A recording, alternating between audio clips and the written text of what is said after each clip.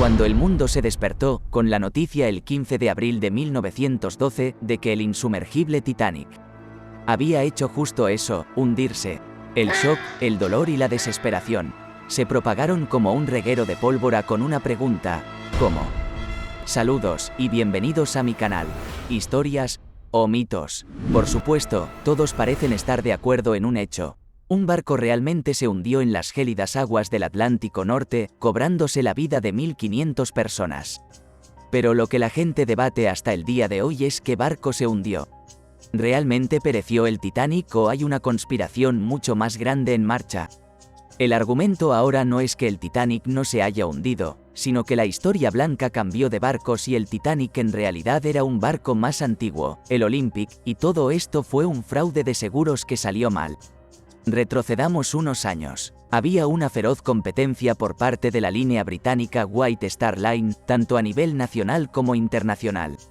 A nivel local, tenía una acalorada rivalidad con la compañía de vapores Cunard, que había lanzado el Lusitania y el Mauritania, los dos barcos de pasajeros más grandes del mundo en ese momento, en 1906 y 1907. La White Star Line se involucró en una enorme batalla de barcos, en un esfuerzo por superar al Lusitania y a su compañero. La compañía tenía experiencia en tales conflictos, pero la velocidad máxima del Lusitania y el Mauritania de Cunard era superior a la de los llamados «cuatro grandes» de la White Star. Sin embargo, esta vez el negocio contaba con más apoyo financiero. La International Mercantile Marine Company, una firma de inversiones respaldada por el reconocido inversionista J.P. Morgan, adquirió la White Star en 1902. El CEO de la White Star, J. Bruce Ismay, comenzó a construir lo que más tarde se conocería como los barcos de la clase Olympic, con la aprobación de Morgan. Los barcos de la clase Olympic serían más lujosos y grandes que los barcos de Cunard, aunque no pudieran igualar su velocidad. El Olympic, el Titanic y el Britannic eran tres de los barcos que se pusieron en servicio con el nombre de la línea. El Olympic fue el primer barco construido y era considerado el barco principal. Su viaje inaugural fue muy publicitado y sus primeros viajes fueron un rotundo éxito. Sin embargo, después de solo 5 viajes, el barco tuvo problemas importantes. El 20 de septiembre del 1911, el Olympic realizó un giro brusco al acercarse al HMS Hawke, un barco naval desprevenido, y ambos barcos chocaron. El Olympic pudo regresar al puerto, pero estaba en mal estado. Más tarde, en un juicio, se determinó que la White Star Line era responsable del incidente, lo que significaba que no solo debían pagar por las reparaciones de su propio barco, sino que también eran responsables de los daños causados al HMS Hawke. El Olympic fue un desastre económico. La demanda significaba que las reparaciones no estarían cubiertas por el seguro y el barco no estaba generando ingresos mientras estaba atracado en el puerto. Por lo tanto, se ideó un plan. Era sencillo para la White Star Line. Simplemente intercambiarían el Olympic por el Titanic, hundirían el Olympic haciéndolo pasar como el Titanic y luego presentarían una reclamación de compensación. Nadie, excepto aquellos en la cúspide de la jerarquía de la White Star Line, habría sabido que habían cambiado los barcos. Ya que si observabas los barcos uno al lado del otro, eran idénticos, a menos que miraras las placas de nombre en ambos barcos. Los pisos del Olympic estaban cubiertos con alfombras tan pronto como se puso en marcha el plan, porque el Olympic tenía suelos de baldosas, lo que permitiría que los pasajeros y el personal que habían estado en el Olympic antes del Titanic vieran las huellas dejadas por los pasajeros anteriores. Las personas habrían cuestionado por qué este barco, completamente nuevo, que nunca había sido abordado, estaba cubierto de huellas y manchas de derrame de bebidas. Si no hubieran hecho esto, otros aspectos del barco también habrían sido alterados, como reemplazar el paseo de la cubierta barrio del Olympic con camarotes reales del Titanic para aumentar aún más la verosimilitud del intercambio. Los ojos de buey en la cubierta marítima son una característica que permite a los pasajeros distinguir entre los dos barcos. El Titanic tenía 14 ojos de buey, o sea ventana con esa forma, que estaban colocados de manera uniforme cuando se le fotografió mientras se construía, pero tenía 16 que estaban espaciados de manera desigual, cuando zarpó, en su fatídico viaje inaugural. Otro factor, y probablemente el más grande de esta conspiración, involucraba al propietario del barco, J.P. Morgan, y otros 50 pasajeros de primera clase. Se suponía que J.P. Morgan viajaría en el viaje inaugural del Titanic, pero canceló abruptamente poco antes de que el barco partiera de Southampton. Se decía que estaba demasiado enfermo para viajar, cuando en realidad fue visto 2 días después en Francia y parecía estar en excelente salud. La esposa de Bruce Ismay, presidente de la White Star Line, y sus hijos también habían cancelado originalmente su espacio en el viaje debido a la enfermedad de Julia, pero luego fueron fotografiados de vacaciones en Wells, lo que llevó a la élite de la White Star Line a cancelar repentinamente su viaje. Además de esto, 7 estatuas de bronce, de incalculable valor, también fueron retiradas por J.P. Morgan 1 hora antes de que el barco partiera de Southampton. El hecho de que J.P. Morgan se dirigió públicamente a la nación y confirmó que estaría sin lugar a dudas en el barco, lleva a muchas personas a concluir que ambos sabían lo que iba a ocurrir con el barco en su viaje inaugural. ¿Fue la mentira de J.P. Morgan motivada por su conocimiento del inminente hundimiento del barco? Añadiendo más evidencia, las personas que construyeron el Titanic en el astillero de Harland and Wolff en Belfast en 1909, también han salido a lo largo de los años y han dicho que los 2 barcos eran de hecho intercambiados. Y si le decían a alguien, la White Star Line les decía que sería su último trabajo. El 31 de julio de 1996, un hombre australiano escribió una carta al periódico Northern Star en la que describía una conversación que su hijo había tenido con Paddy Fenton, quien trabajó en la construcción del Titanic. Los miembros restantes de la tripulación fueron apartados, y se encontraron con 2 individuos cuando llegaron al puerto. Uno de los hombres ocupaba un alto cargo en la empresa y el otro ocupaba un cargo muy alto en el gobierno.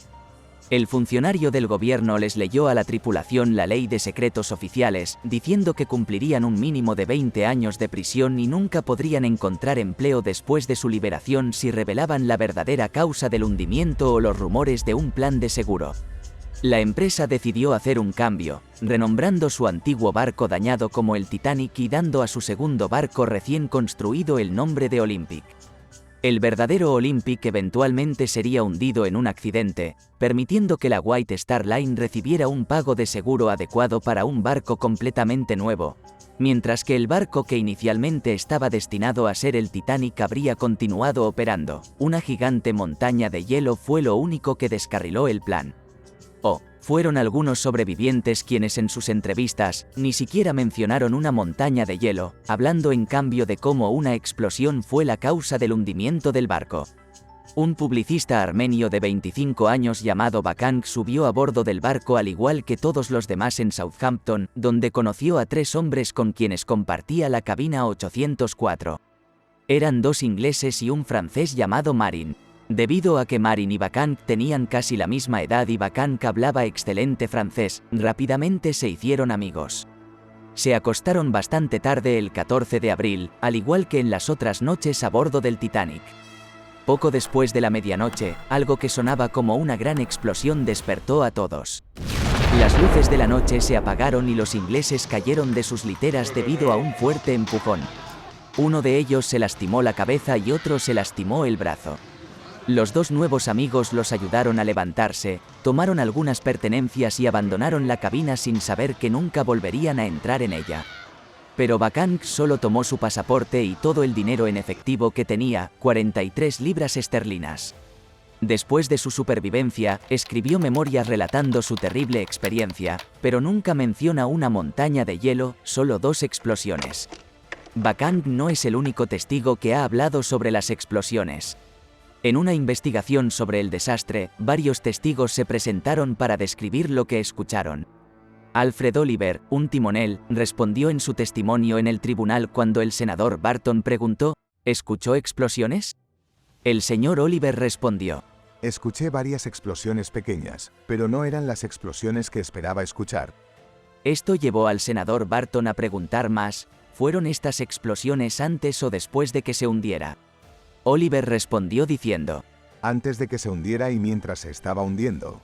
Otro testigo, el mayor Arthur G. Putian, un pasajero de primera clase, también mencionó la posibilidad de una explosión, diciendo: estaba intacto en ese momento y estoy seguro de que se produjo una explosión en el barco, porque al pasar junto al naufragio a la mañana siguiente, navegamos cerca de él, justo cuando estaba pensando en esto, lo cual puede ser de alguna ayuda para esta investigación. Estaba parado en la proa, buscando si podía ver algún cuerpo sin vida o alguno de mis amigos, y para mi sorpresa vi flotando el poste de barbero. El poste de barbero estaba en la cubierta del mar. Recuerdo que estaba en la barbería, y debe haber sido una explosión tremenda para que este poste se haya desprendido de sus sujeciones y flotara con la madera. Entonces, si el barco explotó, ¿qué lo causó? Bueno, estos y otros testimonios de testigos sobre la explosión son respaldados por el ingeniero aeroespacial convertido en autor John Wickman en su libro, Titanic, las pruebas ocultas. En él describe cómo, debido a que los ingenieros del Titanic desconocían cómo apagar la electricidad, en las áreas sumergidas del barco, se produjo la electrólisis, un proceso que convierte el agua de mar en grandes cantidades de gas hidrógeno y cloro dañino. Era solo cuestión de tiempo antes de que el gas de hidrógeno se encendiera por una chispa o llama pequeña, lo que resultó en una explosión que abrió un agujero en el costado del barco. Este agujero también está respaldado por evidencia fotográfica posterior del barco. Según Wickman, la explosión inicial ocurrió entre las 1:10 de la madrugada y las 1:20 de la madrugada, y dice que el posterior vuelco del barco fue causado por una segunda explosión que lo dividió en dos, lo cual fue presenciado. Entonces, ¿fue simplemente un error humano? Bueno, otra teoría sugiere que un submarino alemán en la región fue el culpable, aunque la Primera Guerra Mundial aún no había comenzado. Algunos especulan que un submarino alemán pudo haber atacado al barco británico. Varios supervivientes afirmaron haber visto un barco merodeando a millas de distancia hasta el amanecer. Sin embargo, no hay evidencia de esto, pero es interesante señalar que el RMS Lusitania se hundió en 18 minutos como resultado de un ataque de submarino alemán en 1915. Por lo tanto, sigue siendo una posibilidad. Por supuesto, después de lo que hemos escuchado hoy, ¿quién sabe en qué creer? Dejen en los comentarios qué opinan. ¿Qué otra versión sobre lo que sucedió han escuchado? Deja un like y suscríbanse a mi canal para más. Hasta la próxima.